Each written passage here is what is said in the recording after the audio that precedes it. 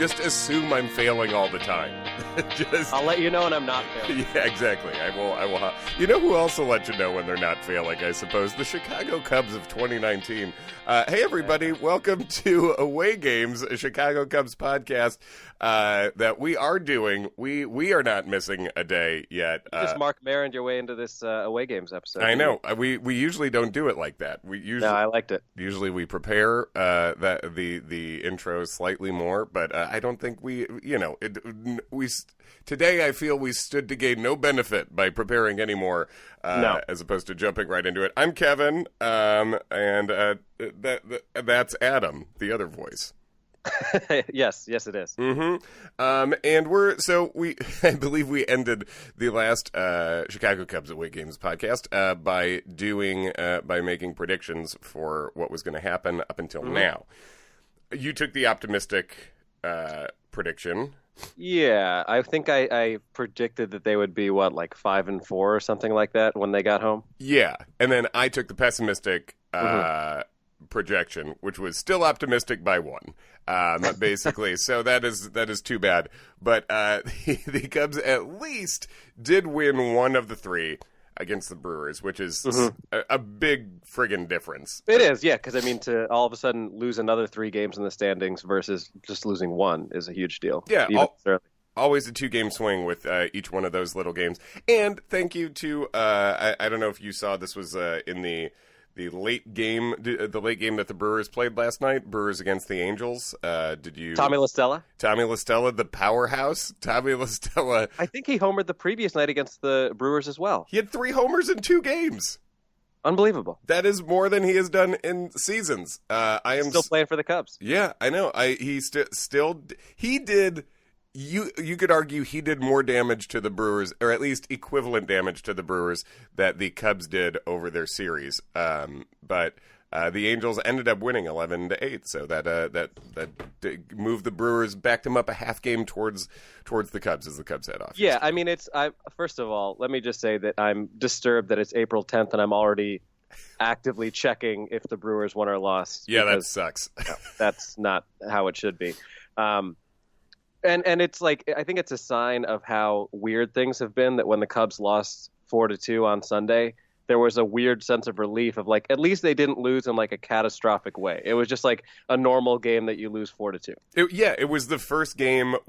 It was really the first game they lost that I felt well, all right, yeah, that happens. It didn't go out of its way to be incredibly maddening, Right, they weren't up 2-0 in the ninth, and then someone hit a grand slam. Right, basically Hendricks gave up a hit to Kane to begin the game, and I still feel like I've never seen Lorenzo Kane get out. I must have, but I don't feel like I have. And then he just sort of hung a fastball basically right over the middle of the plate for Yelich, and that ended up basically being the game. The Cubs only gave up 2 runs over the next 8 innings, but ended up losing 4-2. And that, yeah, as you say, that just happens. But it's weird that the Cubs have lost 7 games and they've only lost 1 that didn't feel blindingly stupid. Right. So whatever. But they at least the home opener ended up being a lot of fun. Yeah, it was great, and we could very easily be sitting here talking about how happy we are with the Cubs' offense, if not for the fact that the pitching has been so suspect. The offense is just, without qualification, great. The lineup, as it looks on paper, that's basically what we're getting right now, except Chris Bryant has not come back yet. But besides that, everyone looks good. Friggin' Mark Zagunis is hitting 357 and OPS at 929 in his limited play. And then everyone else, Descalso has looked really good. When he's been in there, I think he's going to be up at the top of the lineup a pretty good amount of the time. Zobrist has looked fine.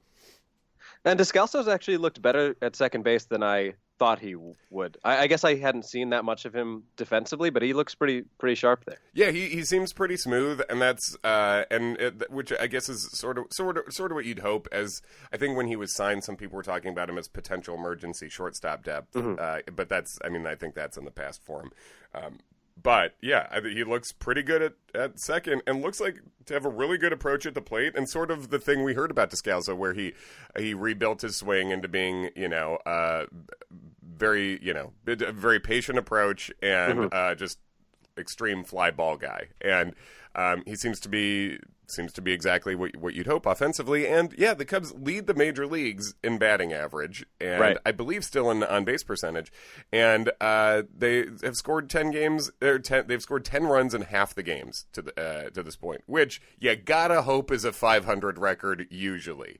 Well, yeah, I think, and that's there's a lot of reasons for optimism, and I don't always want to be like the homer everything's going to be perfect podcast, but I think I tend to err on the side of optimism, and I think you do too. And I think when you look at even just the run differentials that the Cubs have and the Brewers have won a bunch of close games, and the Cubs have lost games that they should win. And that doesn't mean that you should just spot a team a 6-game lead out of the gate. But I don't think the Brewers are as good as their start, and the Cubs are for sure not as bad as their start. And I also, the way the Cubs have scored is encouraging. Like the fact that on Monday in the home opener, yes, that was an error that opened the floodgates, but all of that happened with 2 outs. They scored six runs with 2 outs. And you look at this lineup, and it should be that relentless sometimes in stretches, and it ended up being sequenced great. And even though it had such weirdness as Jon Lester ripping an RBI double and Javi Baez hitting a ball that he actually wasn't holding the bat while he hit it, basically. That's the most Vlad Guerrero shit I've ever seen in my life. It was genuinely funny to watch him get that, and he gave the Michael Jordan shrug, the 92 Jordan shrug at first base, basically. It's like, Javi, you can take that pitch for a ball. Sometimes. Let's do that more. But that was fun. So it was a bunch of random stuff, but this lineup should be able to be that relentless sometimes, and it was. And as you say, that the Brewers are not as good as their start, probably, and the Cubs are definitely not as bad as their start. The Cubs have a better run differential than the Brewers and Pirates right now. If by Pythagorean record, the Cubs would be ahead of everybody. So that that is frustrating, and also, as you say, is sort of encouraging. And when you talk about how relentless the lineup can be, I think there's no better illustration of that than that 8th inning on Saturday against the Brewers, where they must have had like 10 hits that inning. Yeah. When they put up 7 against the Brewers, it was just nonstop. And they needed the 7, Right. They needed it. The bullpen continued to fall apart. And then also, in the home opener, Lester has to come out after 2 innings, and the bullpen throws 7 shutout innings. If you take the 7 shutout innings the bullpen threw in that one game and spread it out over other games, the Cubs would be totally fine. They've thrown 12 consecutive scoreless innings. Yeah. And again, that's not going to hold, but I also didn't think it was going to hold that they would be that bad. Also, I hope you did see Lester's tweet about his injury. Yeah. Pretty great. Yeah, tell me about it. I don't know the exact wording, but it's something along the lines of like, sometimes that's what happens when you have blazing speed. Yeah, Lester is always good for he basically will put out one tweet that's usually optimistic, encouraging, and a little funny. After every one of his starts. And the one, let's see what we got. This one, Jon Lester, at JLester34 on Twitter. If you don't follow him, do. And follow us at awaygamespod on Twitter and Instagram. He said, sometimes when you have elite speed, these things can happen. Great to get the W in front of the home crowd, though. Here's to many, many, many more. Hashtag never quit. So that was very funny. Well, and it's not as if I expected the Cubs fans to be booing everybody because of the bad start, but I think it is a huge boost emotionally to be able to come out in the home opener in front of your fans and have that kind of game. Totally. And if they come out and lose 10-0, I think it's a very different feeling. Oh yeah, for sure. My brother Patrick, my youngest brother, he had the day. He had the day off from doctoring, and so he went to the home opener by himself, and he was talking to me about, he's trying to decide between a couple of tickets. One was view obstructed, a little cheaper. The other was, was a little pricier and nicer. And he was like, I wish I knew what Cubs were coming today to see what kind of money this is going to be worth. And then after basically in the he texted me at the end of the game. He was like, 10-0, the bottom of the ninth, 10-0, the ninth inning just ended. I feel like we might hold on to this one. That's funny. And that's like, yeah, that's been the feeling, that you've had thus far. But they look great, and hopefully, this episode's out on Wednesday, as we always are, and hopefully the Cubs add to it. Now, also hopefully they play either of the next two games. Apparently it's supposed to be weather like it was last year against the Braves the next couple nights in Chicago. Perfect. I'm glad we've had so many off days already. To now can cancel some and make it so they never have one day off from May till the end of the year. Also, talking about offense, of the offensive performances, how about the Jason Heyward game too? Oh my God. Yeah, I mean, it's far and away his best game as a Cub, but I can't even imagine the last time he had a game like that in general. I think this would be a time when I should have written down the stat, but very few people have had that game in general. 2 homers and 2 steals, specifically combining in a game. Obviously, it's hard to steal bases when you homer, so that but 2 homers, 2 steals, on base 5 times, and more than that piling up of numbers. To me, the most encouraging thing was how he hit the homer to center. Because Heyward does have, I feel like, in his time with the Cubs, when he homers, usually he whips a line drive 368 feet to right field. It's just a line drive that sort of hangs up just enough. And I've always liked to swing so much more when he is going opposite field, center to opposite field. And he crushed a ball out to center field, well over 400. And that's just like, a wild outlier that we haven't seen from Heyward. So that was exciting to me. Well, I think we've always talked about the fact that, if anybody should be buying into the, Mike Bryant launch angle thing, it's probably Heyward. But obviously, I think he's pretty locked into being the kind of hitter that he is. But, he's so strong. It's always been amazing to me that he's not more of a home run guy. Yeah, Anthony, I don't know if you saw a fun clip online when Anthony Rizzo post-game after Heyward's really good game, Rizzo took his phone up and was filming Heyward. Rizzo was being one of the reporters, basically. And then when there was a lull, Rizzo asked the question, Jason, do you feel grateful to have the body you have? Heyward was there shirtless, and Rizzo just asked him about what a sweet body he had, basically. And Heyward answered, he was like, yes, I am very thankful. And, it's really funny. Yeah, it's great. But yeah, Heyward is jacked. Heyward is almost a hashtag sensual baseball alert. But that guy, he's like perfectly built, this dude. Yeah. He's jacked and, but still not overly jacked to the point where you get unathletic. And it's just weird. I think you're exactly right about he should almost be doing, it would be nice if you could make him do the thing opposite of Willie Mays Hayes in Major League, where Willie Mays Hayes, if he hit the ball in the air, had to do 20 push-ups for manager Lou Brown. Heyward should just never hit the ball on the ground again. Just, I'll take the pop-ups, but please, there was a point halfway into this season where Heyward had, I think he was hitting 290 and still had accounted for more outs than at bats because he had 5 double plays grounded into. Just, keeping the ball in the air would be nice. Yeah. So it looks like at this point, Lester's on the IL. So I'm adapting to saying IL instead of DL. It's been a big change for me. Yeah. It has been a big change for you, and you're adapting very well. Thank you. So he will not make his start on Sunday. There's a little bit of discussion about who might make that start, or if they do Chatwood try to start and then do a bullpen day. What would your preference be? My preference, I suppose, would be to not do that, but also I also don't know at this point what you would do realistically. I don't think you can have Montgomery, obviously, because he's also he's on the IL also. He's on the IL. I think he's on the fake IL. I think. Yeah. He's on the Dunston IL. Yes, exactly. He's on the Dunsing list. That's the only DL that still exists. His feelings have been hurt. yeah, exactly. It would be I've always been such a big Mike Montgomery believer and supporter. So I hope he just hopefully it was a weird beginning of the season and he's fine.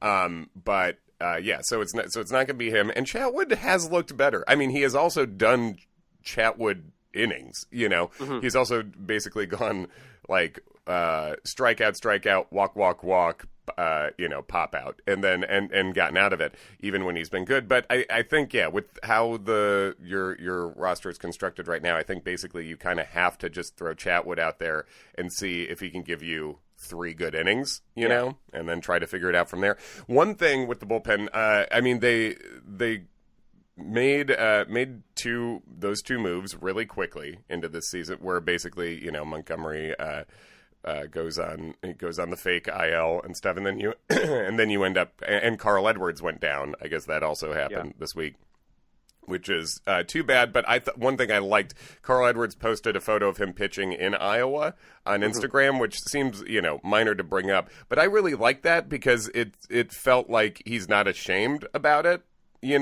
Well, I'm sure he knows as well as anybody else that he needs to figure some stuff out. And apparently, he pitched yesterday, he was brought in with the bases loaded, got out of that jam, and then threw another clean inning. So that's a good sign. I love it. So, but one thing that those two moves made happen was Kyle Ryan, who's basically a not hard-throwing lefty, but throws strikes and gets soft contact, ground balls. He's seemed fine. And then Alan Webster was called up. Webster has some really good stuff. I mean, I know he was very highly touted at one point, and things haven't quite worked out how we would have hoped. But from what I've seen of him so far, he looks pretty good. Yeah, the stuff is really there. I mean, he gets that fastball up around 96. He has a little bit of trouble controlling it. It's a little bit of a less extreme Dylan Maples situation. Yeah. Well, and I know he gave up the homer to Braun on whenever that was, Saturday, but but that's going to happen, and he's got that slider over 90, and the changeup is good. The thing about Webster is the way his contract is set up is now that he's been called up, the Cubs can't send him down ever again without losing him. Mm-hmm. So if they do send him down, he'll go through waivers, and as he's come back, it seems like I don't know why almost every team wouldn't try to grab him on waivers. Yeah. So that adds a little bit of a complication to that, but hopefully he just pitches well enough where they can't send him down. Yeah, and also I like that. I think the Cubs realized that they were at a point with their bullpen where they couldn't worry about that kind of thing. Like, get the people up here who are going to help right now, and don't worry about. Absolutely. About that. Yeah. Are you playing to win or are you not? Right. And I understand that comes in. People with options, it makes it easier to kind of bring them up and down. Like I wouldn't be surprised if Rosario goes back in because he has not looked overly sharp and just doesn't really miss a lot of bats. He looked good on Monday, but well, if we really want Cubs fans' heads to explode, we can just do a Chatwood Maples piggyback on Sunday and just let the world burn. Let the world minimum 20 walks. Yeah, some people just want to watch the world burn. Just send them out, tell them each, this is your game. We're just going to see how weird it gets. And then the Cubs will, they'll combine to strike out 22, and the Cubs will lose 14-3. Have some crazy weirdness. But it is one frustrating thing is that the bullpen has been the problem, and it seemed like that was the most predictable thing coming into the season. And it is frustrating when I guess what else is Theo and company going to say besides, we think the bullpen will be good. Okay, great. So how have Sharma told you it wasn't going to be? Well, Epstein apologized, so I guess there's that. Yeah. What? Yeah. Do you remember exactly what he said? I think the gist of it was like, if you're going to be mad at anybody, be mad at me because I'm the person responsible for putting the team together. Blah blah blah. Blah. Right. So kind of an apology. Basically just a misdirect, like a redirect or an attempted redirect. And I think I've seen some people talk about on Twitter. Certainly, I've seen a lot of fans say, "Don't blame Theo. This is the Ricketts' fault." My feeling is, it's the Ricketts' fault. It's also Theo's fault because it's his job, and you can't give credit and 0% of the blame. He did make mistakes, and that's fine. Theo is possibly the best executive baseball's had, certainly the best one our team has had.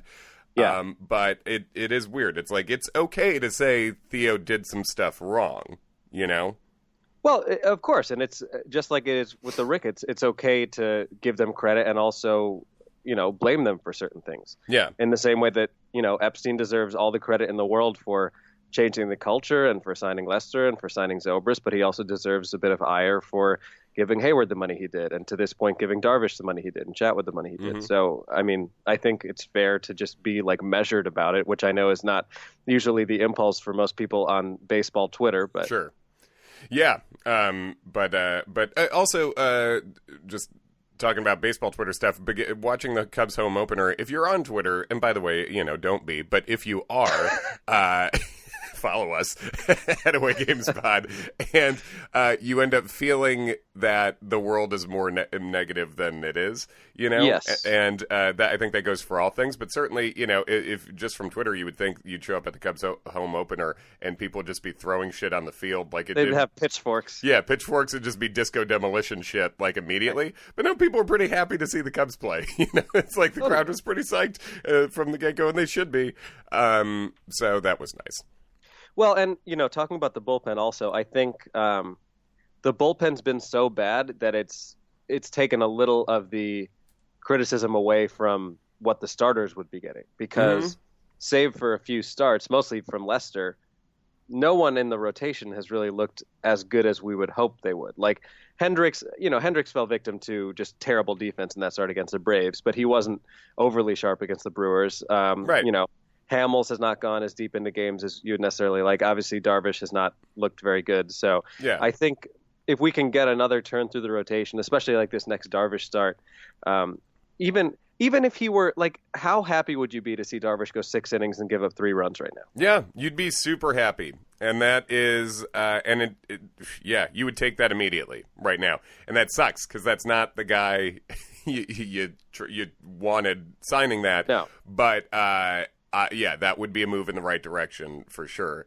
And at least Hamels did have that super important good game again, the win against the Brewers, where he ended up striking out Yelich with the bases loaded, which I think was the key moment of that of that game. So that was great. And at least Hamels in that Rangers game, it was he looked really good, and then gave up that weird grand slam.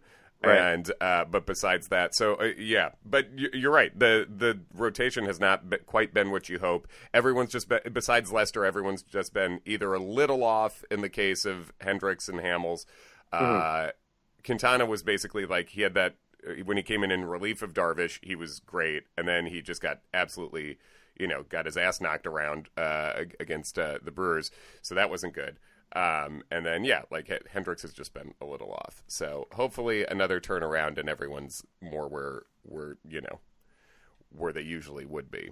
Right. And I mean, the thing about the schedule for the Cubs this year is that April does have a lot of winnable games. And yes, they've already dropped a lot of those games. But, right. When you look forward even for the next week or so until we record the next pod, you've got theoretically 2 more. It may end up just being 1 against the Pirates because the weather looks pretty bad, but 2 more against Pittsburgh, then 3 at home against the Angels, who are beating the Brewers right now, which is nice. But I mean, that should be an interesting series. It's always, he's the best player in baseball, so you don't want him playing against your team, but it's cool to see Mike Trout in center field at Wrigley. Yeah.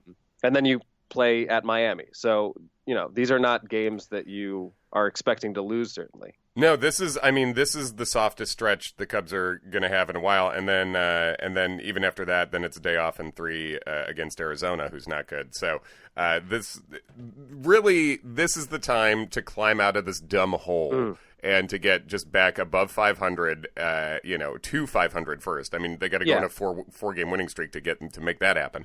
But just let's take the next week and a half, get back to 500, and start again. Well, yeah, and I think. As bad as the season began, especially, look when you just look up and you see 1-6, or just the fact that they lost 6 in a row. Right. If the Cubs can climb out of this and even be at 500 or be at 14-12 at the end of April, I think you're feeling pretty okay moving forward. I think so too. I think you're feeling fine. And another thing is that the Cubs have had a stretch of 1-6 or worse in each of the last 4 seasons too. It sucks when it's the first stretch of the year. Right. It's kind of like the thing where when a hitter goes 0 for 8 to open the year, he keeps looking at the scoreboard and it just looks gross, where it's like, well, if you go 0 for 49 to start the year, that's a different story.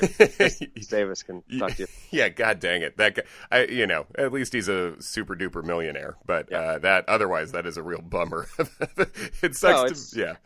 It's true though, and I think we talked about that even when the Cubs were 1-3 last week, which is that everything's just so much more magnified this early. And I mean, we may never see a season like 2016 again, but you think about that year. I think, this year the Cubs started 1-6. If I'm remembering correctly, I don't think the Cubs lost their 6th game until May of that year. I think they started 24-6. Yeah. So I would prefer they win 23 in a row. Sure. You can get to that, or whatever, or 21 in a row, but it's rarely going to be a start like that. And then the Cubs really had like a brief 2-week nosedive in the middle of the season that was worse than what it's been to begin this season, even in that 103 win year. So they lost. I think and that's, as we found out, that's as weird as that seems for that good of a team. Like the Cubs lost 9 of 10 that year. Then I think the following season, when the Dodgers was so good, they went through that bizarre stretch where they just couldn't win a game after being on pace to like have the record for best record of all time. Yeah, exactly. So fingers crossed. It's at least. At least the offense looks good, and it's not, and adding 2 more wins has been nice. It's like, good, the game can finish with them ahead. Cool. Yeah, exactly. Well, we don't have to make any predictions if we're just setting ourselves up to fail. But whatever. What's that? No, I mean, how do you feel like in looking at the next week? I both think we should win some games here. Yeah, I'll predict. Let's see. If all the games are played, let's see. The 2 against Pittsburgh, 3 against the Angels, and 2 against Miami at that point. So I'll say split the 2 against Pittsburgh, take 2 or 3 from the Angels, and take both against the Marlins. So. I'll say, what was that? 5-2. Let's go 5-2 over the next 7. I'm in. All right, cool. We agree. Let me just a couple notes from the farm that I think have been interesting. Oh, okay. Ian Happ is hitting. That's nice. That's cool. He's one of the Cubs' 25 best players. At one point, maybe he'll play on the major league team. That'll be cool. And it's nice to see him. If he is getting in a groove down there, great. If it's helpful, great. But it is nice to see he's gone down there and actually he's been hitting the ball for the most part. And then the 2 pitching performances of note from the farm this week. Keegan Thompson, who is a starter at Double-A. He's from Auburn and one of the on most of the Cubs top 10 lists, basically top 10 prospect lists. First start of the year, 5 no-hit innings with 8 strikeouts. Cool. Pretty good. Mm-hmm. He's a right-hander, throws low 90s, and his curveball looked really good. And then probably the sexiest pitcher in the Cubs organization, Braylon Marquez, who is 6'4", lefty, 20 years old. He faced 15 batters, struck out 7 of them, and basically sat at 98 with his fastball as a left-handed starter down. And where is he playing? South Bend, down at low single A. So he's a long way away by level, but the stuff looks great. And not all guys who were, granted it's A ball, so more guys are swinging and missing down there than anywhere else, but. Not all guys with 98 mile an hour heat miss bats, and even he in Eugene last year wasn't missing bats at that rate. And it's one start, but that's a really exciting top level stuff arm that the Cubs have not really had in the minor. Since they traded away Dylan Cease at least. Yeah, and I know organizationally the plan has been, draft hitters and acquire pitchers, but you would like to think that at some point they will have somebody come through the system and be a meaningful piece of this team. You should develop a pitcher. Yeah. Yeah, even like a reliever. It seems like almost impossible that hasn't really happened. Right. But that was the down on the farm note I had. Anything else before we wrap it? No, I don't think so. Let's climb our way back to 500. Yeah, let's make it fun. Follow us at awaygamespod on Twitter and Instagram, and we drop these episodes every Wednesday. Thank you for listening and for subscribing and telling friends if you have. Feel free to tweet at us, email us at awaygamespodcast@gmail.com. We're happy to take questions, talk about stuff, talk about your opinions, whatever you want to do. No one makes us do this, so we can do whatever the fuck we want to do. Thanks for listening, and we'll catch you next week.